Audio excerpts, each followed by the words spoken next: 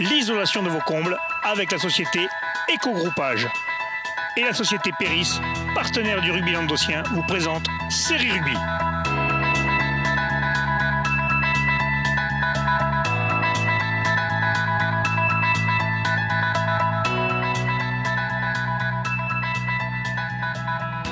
Bonjour mesdames, messieurs, bienvenue à Fédéral Rugby, votre émission sur les fédérales à Languedoc. Avec mes chroniqueurs, bonjour Pierre. Salut Alain. Bonjour Michel. Salut Alain. Et bonjour Bruno. Salut. Oula, ça y est, vous avez sorti les chemises. C'est quoi cette chemise lit de veine là? Ça revient à la mode cette couleur ou quoi? C'est vintage. Putain, mais cette semaine, vous avez décidé de m'emmerder avec les fringues. Bah écoute. Mon idole, c'est Bruno, On va qui est dire qu'on toujours préfère le super bien t-shirt. habillé, qui est toujours high-tech au niveau de la mode. Moi, tu remarqueras que je te brèche pas. Voilà, ah, c'est fait. Tu devrais chasser, par contre, il devrait sur l'envoi, tu remarqueras, Bruno. Oui, Absolument pas. Absolument Bon, allez, pas. messieurs. Je me permettrai pas. Poule 11 de Fédéral 3, les matchs étaient les suivants. Stade Picénois recevait Côte-Vermeille, victoire du Stade Picénois 55-12. Puis recevait Jacou, victoire de Jacou à l'extérieur 23-19. Plage d'Orbe recevait Servien-Bougeant, victoire des Plages d'Orbe 47-3. L'Aviron Gruissanais recevait Palavas et Genève, victoire de l'Aviron Gruissanais 72-13. Sijan pour la Nouvelle recevait Fleury-Salcoursan, victoire de Fleury-Salcoursan 21-15.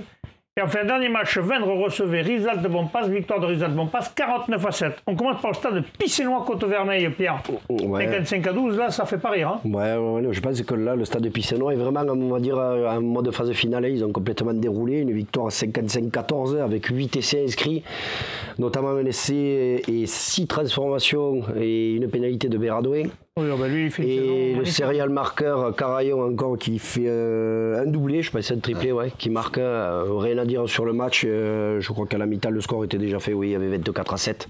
Donc voilà, Pézenas qualifié Déroule. et je pense, ouais, voilà. Ils ont un match en retard, ils sont seconds avec un match en retard. Le troisième, un match d'avance. Donc normalement, ils devraient garder leur place. C'est ça, ouais, Pézenas en mode phase finale, on va dire. Parfait. On passe à Tuir-Jacou, Michel. Et en plus, nous y étions, ce match de Tuir-Jacou. Et là, Jacou crée la surprise, on a gagné 23-19.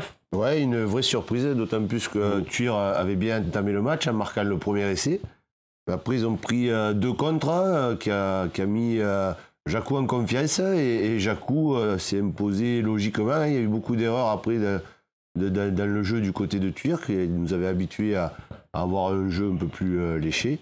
Voilà, mais c'est une belle victoire. On va faire un petit coucou à Dieudonné. D'ailleurs, il paraît que c'est un mec très sympa. D'ailleurs, il paraît qu'ils sont rentrés tard, nos serial chroniqueurs. Oui, a priori, Nos fédéral chroniqueurs. Ils ont fait une grosse troisième mi-temps. Pour une fois que j'étais pas là, ils se sont Tu vois, d'ailleurs, nous avons une réaction d'après-match parce qu'ils ont quand même fait une interview avant de faire une belle troisième mi-temps. Allez, bienvenue encore sur Série Rugby pour cette fête de match où on a vu la victoire de Jacou sur l'US Tuir. Jacou à l'extérieur, 23-19, on a vu un super match. Donc j'ai avec moi l'entraîneur Patrice et puis Saint-Martin, le capitaine. Pour toi, le capitaine, c'est un parfum particulier parce que je sais que tu es catalan, tu as joué à Argelès, c'est ton dernier match aujourd'hui, tu as marqué un essai et belle victoire de ton équipe. Donc qu'est-ce que tu peux nous en dire ? Bah, c'est vrai que c'est particulier, c'est une bonne émotion. En plus, je finis ma carrière là-dessus puisque faut que j'arrête pour des raisons professionnelles. Mais ouais, c'est que du plaisir de venir gagner ici. De mémoire, j'avais jamais gagné. Avec Argelès, peut-être ça a pu arriver, mais je suis pas sûr. Mais non, ça fait un gros plaisir. Puis ça nous relance pour la fin de saison. C'est exactement ce qu'il nous fallait à ce moment-là. Ouais, félicitations, hein. En plus tu as été récompensé par un essai, donc bravo à toi. Bon, l'entraîneur là, Patrice, effectivement, il y a eu un peu peut-être l'intox de l'autre entraîneur là, je sais plus comment il s'appelle, qui disait que bon, de Seb, qui disait ouais, ben nous on est venu ici peut-être en dilettante, pas en dilettante, mais bon, on pensait à la victoire de Tuir et finalement vous avez vendu chèrement votre peau, vous avez gagné, ça vous relance dans le championnat, même vous n'y étiez pas du tout mort puisque vous étiez 5e, donc vous jouez maintenant la 4e, voire la 5e place, peut-être meilleur 5e. Bon, vous avez quand même une fin de championnat qui va être difficile. Mais fait quand même aujourd'hui, on a vu une sacrée équipe de Jacou. Qu'est-ce que tu peux nous en dire ? Je rejoins Seb, on est tellement inconstant dans l'engagement et l'investissement qu'on ne savait pas trop où on en était chez un des gros de la poule, à Tuir pour le coup. Et on voit que quand nos joueurs sont complètement investis, s'engagent, effectivement, on peut faire des grandes choses. Et venir gagner ici, c'est quand même un exploit. Donc, ouais, super content. Alors après, la qualif, on va peut-être la laisser de côté un petit peu. On a un gros match à Servien la semaine prochaine. Nous, on est humble, contrairement à ce qu'on peut prétendre. Nous, on s'accroche à notre 5e place en espérant être parmi les meilleurs 5e. Voilà, on va s'en tenir à cela et on va continuer dimanche après dimanche tranquillement à travailler. Voilà. Merci à vous, et merci de votre super match et puis à bientôt sur Série Rugby. Au revoir. Ouais, Michel, on l'a vu, il n'y a pas eu photo là. Enfin, il n'y a pas eu photo. Sur la 3e mi-temps, il n'y a pas eu photo. Non, sur le match, quand même, Jacou crée la surprise. Quand même. Ouais, et du coup, Thuir se met un peu la pression au classement parce que. Ouais, Jacou revient à 6 points. Jacou revient. Mais ils ont tous les deux un match en retard. Donc, si jamais il y en a un des deux qui a le malheur de perdre, ça fera le bonheur de l'autre. Hein. Voilà. C'est ça. Plage d'Orbe recevait Servien-Bougeant, Bruno. Là, ça a déroulé là aussi. Hein. Là aussi, ça a déroulé. 47-3. Servien avait plusieurs blessés, voilà. Flamand, d'autres joueurs qui sont importants. Donc, je pense que. Ouais, 7 essais. Bon, il y a un match à sens unique. Il n'y a pas grand-chose à dire. Un bon match d'entraînement pour Plage d'Orbe et Servien qui aura d'autres occasions de briller quand ils rentrent. Ils sont maintenus, donc maintenant. Voilà, c'est-à-dire qu'ils ne jouent pas grand-chose, à mon avis. Les matchs à domicile qui leur restent, ils les feront pour les gagner. Ils les feront pour les gagner. Et puis à l'extérieur. Justement, d'ailleurs, ils ont un match en retard ce week-end. Ils recevront Jacou. Ça se jouera dimanche 1er avril. Voilà, pour Jacou, ça sera pas la même, quoi. Voilà. Allez, l'Aviron Grussanet, c'est encore à toi d'ailleurs, qui a cartonné face à Palavas. Il n'y a que des matchs serrés ce week-end, donc 72 à 13, 12 essais. Mais c'est pareil, Palavas, là, ils ne sont pas mis à ce match-là. Je pense que voilà, le bonus offensif a été acquis très rapidement.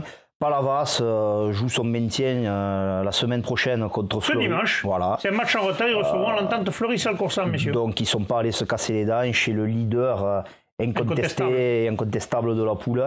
Ça se comprend, chacun ses priorités. Maintenant, voilà, pareil, un peu comme les Plages d'Orbe, bon match d'entraînement pour l'Aviron, il n'y a pas grand-chose à dire de plus. Si j'en prends la nouvelle qui recevait Fleury-Salcoursan, et Fleury-Salcoursan a joué un mauvais tour, on va dire, à cette équipe de Sijan, la nouvelle. Oui, qui a fait un coup à vendre et qui du coup aurait peut-être pu en gagnant là se donner de l'air et se maintenir. Qui avait vraiment l'objectif de se maintenir. Et là, Fleury, bon, on savait que c'était un derby de l'Audois. Des Audois. Sijan avait demandé 3 arbitres parce qu'il se doutait que ça allait être un match accroché, même si Fleury est décroché au classement. Mais bon, Fleury, voilà, c'est une équipe qui a eu des soucis d'effectifs, mais qui était quand même compétitive et avec son pack a réussi à mettre à mal cette équipe de Sijan qui joue bien au ballon, mais qui manque un peu de puissance. Et du coup, voilà, ils sont allés s'imposer à l'extérieur, 21 à 15. Et du coup, le maintien pour Sijan maintenant est vraiment compromis. Et voilà, c'est un bien mauvais tour qu'a joué le voisin. Les Pérignanais. Si Vendres-Lespignan qui recevait Rivesaltes de Bonpass, 49 à 7 pour Rivesaltes de Bonpass. Ouais, c'est pas arrivé souvent que Vendres-Lespignan s'incline avec un tel score à la maison. C'est ça, c'est un peu surprenant. Après, on sait que Vendres est dans une position en ce moment, dans une passe surtout très négative. Il y a 5 défaites consécutives. Ouais. Ce qui est de la frustration, peut-être en fin de saison, ils prennent 2 cartons rouges, un très rapidement à la 19e et un à la 30e. À 13, c'est plus compliqué. À 13, donc on arrive à la mi-temps sur un score de 35-0, un score très lourd. Oui, la seconde mi-temps était plus... Et voilà, on va dire. Peut-être d'erreurs de ballon, des trucs comme ça, parce que le score c'est moins chargé. Quoi. Ouais, mais cette équipe de Rivesaltes a récupéré son effectif et on l'a vu la semaine auparavant là, contre. C'est pas mal. Ils avaient réussi à reprendre les choses en main, donc voilà. Il faut signaler d'ailleurs, messieurs, les matchs en retard ce week-end. Vendres-Lespignan, ils iront à la Côte-Vermeille, ça se jouera samedi. À 20h. Ouais. Samedi à 20h, là, c'est une bonne bringue derrière, là. Non, normalement, là, décidément, j'espère que nos chroniqueurs n'iront pas. Sinon, on ne les aura pas dimanche pour fêter les finales. Personnellement, je trouve ça un peu tard. Ouais, 18h, 19h, c'est mieux, Bruno, tu préfères? Ouais, c'est mieux, quand même. Allez, on passe maintenant, messieurs, à la poule 12 de Fédéral 3. Nous avons un représentant, c'est Quillan. Quillan Limoux, de Vallée de l'Aude, qui se déplaçait à la vallée du Giroux et défaite 31 à 7, Pierre. Ouais, Kian qui restait sur 4 victoires consécutives, qu'on en avait parlé un peu, enfin vous en aviez parlé la semaine dernière, qui était sur une bonne dynamique, qui a quasiment assuré son maintien. Et puis bon, ils sont allés se déplacer sur un ogre de la poule, on va dire, la vallée du Giroux. Ouais, c'est une équipe qui a toujours joué les hauts de tableau plutôt que les bas. Mais bon. Voilà, un déplacement très difficile pour ces jeunes Kianais, qui font quand même une partie sympa, qui essayent de mettre du rythme. Ils prennent pareil, un carton rouge assez rapidement, qui les met à 14. Puis bon, derrière, on va dire que l'expérience de la vallée du Giroux, avec son gros pack de a fait un petit peu la différence. Et puis bon, voilà, nous 37. Il y a beaucoup le carton rouge, messieurs, en fédéral en ce moment. Oui. C'est moi ou... Mais on arrive en fin de parcours là, et tous les matchs sont importants, et du coup il y a de l'attention. L'attention est là, et puis en plus, je veux dire, les arbitres. Puis tous les arbitres ont dû avoir leur stage dans tous les comités d'ailleurs, avant les phases finales, ça, comme tous les ans. Et sûrement que des consignes ont peut-être été passées pour serrer la vis. Pour serrer un peu la vis, pour éviter les gestes à la con. Voilà. D'accord. Allez, on passe à la fédérale 2, pardon, messieurs, la poule 5. Nous avons 2 représentants. Nous avons Castellondari qui recevait l'ES Catalane, victoire 23-16 de Castellondari. Et le 4 qui recevait Mazamet, qui était le leader, et victoire de le 4, 19-6. Michel, pardon, Bruno, excuse-moi. Ouais, pour toi, le 4. Belle victoire de le 4. Bonus offensif. 19-6, bonus offensif. Alors, bien sûr qu'ils envisageaient la victoire. Peut-être que le bonus, ils n'y pensaient pas forcément avant le match. Mais ils le prennent, hein, voilà, ils assurent la qualité. Mazamet était leader premier de la poule. Voilà, c'était les leaders. Bon, les 4 premiers, là, franchement, ça se tient dans un mouchoir de poche. Par contre, le 4, là, fait vraiment un trou, 12 points sur Pamiers. La qualif est assurée.